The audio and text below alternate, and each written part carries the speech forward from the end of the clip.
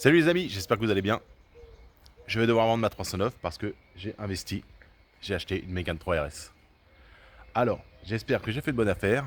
Je sais qu'il y a beaucoup de connaisseurs de Mégane 3 RS, donc c'est eux qui vont me dire dans les commentaires si c'est une bonne voiture ou j'ai fait le con. Alors je vais vous la montrer. Alors la voilà, Mégane 3 RS, août 2010, châssis cup. Bon, si on voit bien l'IMAT, elle vient d'Allemagne, oui. Les lave-phares, ils sont pas peints, ils avaient été changés mais ils n'avaient pas été repeints. Il y a ces jantes, je sais plus c'est quoi le nom, je vais le mettre, je vais l'écrire. Je regarde sur internet. C'est pas les Axel. Je préfère ces jantes là d'ailleurs, elles sont plus jolies. Les Brembo rouges, les disques rainurés, typiques de la Cup. Voilà, noir. Le logo, ils ont été peints en noir dégueulasse. Je vais les refaire noir brillant comme il faut. Elle a besoin d'un bon gros lavage. Vraiment incroyable parce qu'elle est vraiment très sale. L'intérieur, il a vieilli. Alors derrière, typique, c'est assez propre. Voilà, la plaque jaune, hein, avec les belles ceintures jaunes, j'aime bien moi. J'aime beaucoup les ceintures jaunes. Cuir avec les coutures jaunes. Voilà, le jaune, on voit que c'est un peu usé ici.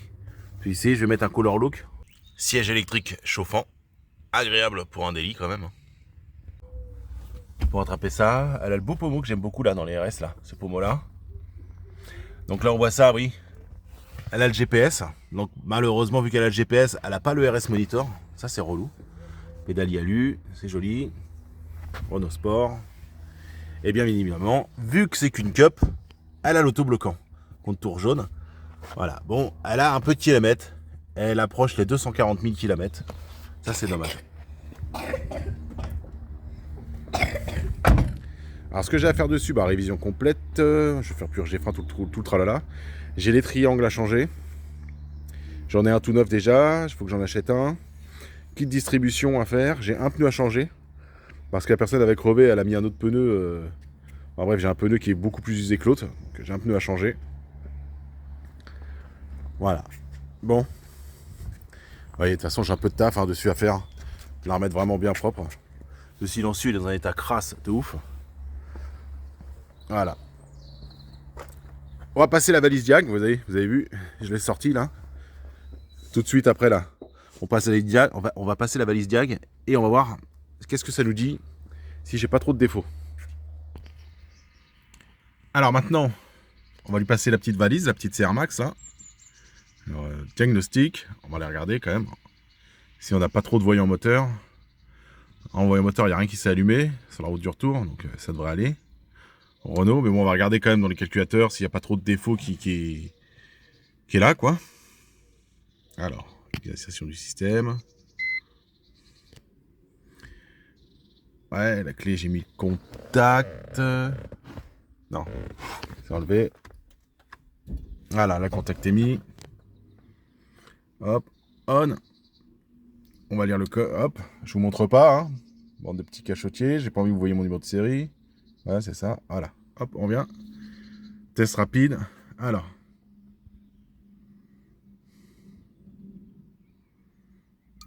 Pas de défaut.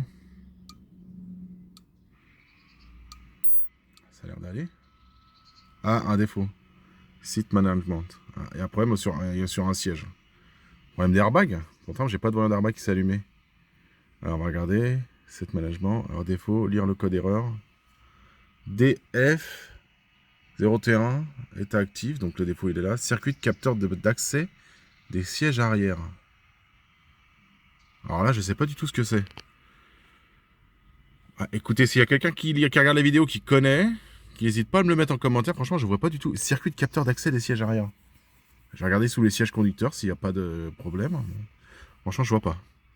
Bon, écoutez, pour le moment, niveau, ça a l'air d'aller. Hein. Il n'y a qu'un défaut. Tiens, tout va bien. C'est vraiment une bonne nouvelle déjà. Maintenant, en direction, on va la mettre sur le pont pour regarder le dessous de la demoiselle. Alors, avant de la mettre sur le pont, on regarde un petit peu sous le capot. Alors déjà, j'ai pas le cache-moteur. C'est un peu relou, ça. J'ai vu une étiquette comme quoi la révision, elle vient d'être faite. Mais bon, moi, je préfère partir sur moi-même.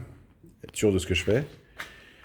Et j'ai vu donc une étiquette entretien qui est enlevée là. Je vois Piper Cross. Je dis non, nickel. Il y a un filtre Piper Cross. Non, non, c'est un filtre d'origine. J'ai enlevé, j'ai voulu regarder. Non, non, c'est un filtre d'origine. Mais de toute façon, ce que je compte faire sur cette voiture, niveau moteur, bah donc tout l'entretien normal, distri, tout ça. En pièce perf, il y aura juste un filtre à air green et une reprog flex fuel éthanol. Mécaniquement, elle sera pas préparée de ouf. Hein. Ça sera vraiment une voiture daily pour rouler tous les jours. Alors, qu'est-ce qu'on voit? J'ai tiré la jauge à huile. Le niveau, il est bon. On voit que ça crachouille un petit... Ah, on va pas... Attendez. Peut-être en me mettant comme ça, on va peut-être un peu mieux. Voilà, ça crachouille un petit peu d'huile au reniflard. Hein. On sent que bah, elle a un peu de kilomètres. Hein. Et puis, elle prenait de l'entretien normal, etc. Les entretiens devaient être un peu espacés. Donc, ceci explique cela. Sinon, rien de transcendant hein, sous la caisse. Rien de cassé. Au niveau du fixation de phare et tout. Non, non, c'est assez propre. Donc maintenant, on va la mettre sur le pont. On va regarder en dessous.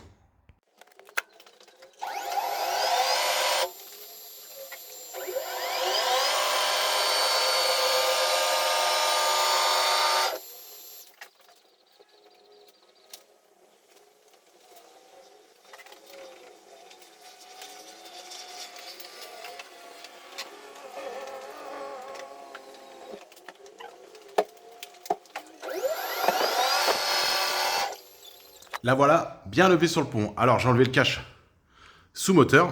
Alors, quand même, bien entretenu. Hein. Les vis, il y a de la graisse dessus carrément pour pas que ça rouille. Bon alors, ce que j'ai fait en premier lieu, j'ai regardé les fuites d'huile. Alors, elle est assez avare en fuite d'huile. Hein. Il y a juste du gras ici. Vous voyez, si vous regardez bien, mais en fait, c'est juste au-dessus, en dessous du filtre à huile. Donc, je pense que quand les vidanges sont faites, ça en met un petit peu de gras à gauche à droite. Sinon, vraiment sec. Un petit peu de gras au niveau du sélecteur de la boîte. Mais sec, la boîte. Ah, on voit pas trop avec la vidéo. J'ai vérifié partout, c'est bien, c'est bien de châssis cup. Boîte PK018. Les étriers sont rouges avec les disques rainurés, mais ça, bon, comme on dit, on peut changer, on peut repeindre. Les ressorts, là, le blanc, c'est un autocollant, c'est rien. Sinon, le code couleur, ouais, c'est bien vert, violet, bleu. Là, non, bleu, vieux, je sais plus, violet. Ouais. Enfin bref, je regarderai, je vais vous les remontrer. J'ai mesuré la barre stab, bien casse-couille à avoir. Elle est en 24,8. Les ressorts arrière, il y a bien l'autocollant jaune, le coup de peinture jaune. Donc, on est rassuré. Déjà, c'est une châssis cup. Alors là, on voit, oui, qu'il a monté pneu neuf à gauche et c'est l'ancien pneu avant à droite. En fait, le pire, c'est que c'est deux Pirelli P0. Je pense que il a dû demander qu'on lui change un Pirelli P0, mais ils ont mis les nouveaux modèles et alors qu'il avait un ancien. Donc, il va falloir que j'échange un pneu.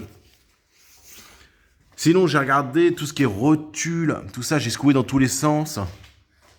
Pas de jeu, c'est sain. Malgré le kilométrage, c'est assez sain. Je suis vraiment assez rassuré. C'est assez sain partout.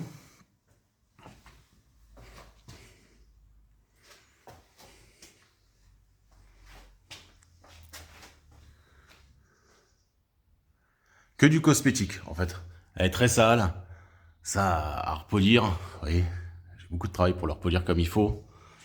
Au pire, il faut acheter une canule carbone, un truc comme ça, quoi. Une bonne révision. Si on voit en fait que, bah oui, elle a du kilométrage, elle a quand même plus de 10 ans, vous voyez. Je pense que ça a déjà frotté le pare-boue, le passage, vous voyez. À l'intérieur, la peinture s'enlève un peu. Donc il y aura un petit coup de stylo de retouche pour bloquer ça. C'est le seul truc que j'ai vu, quoi. Elle est relativement saine. Je suis content. Je suis content. Les plaquettes, ça va encore.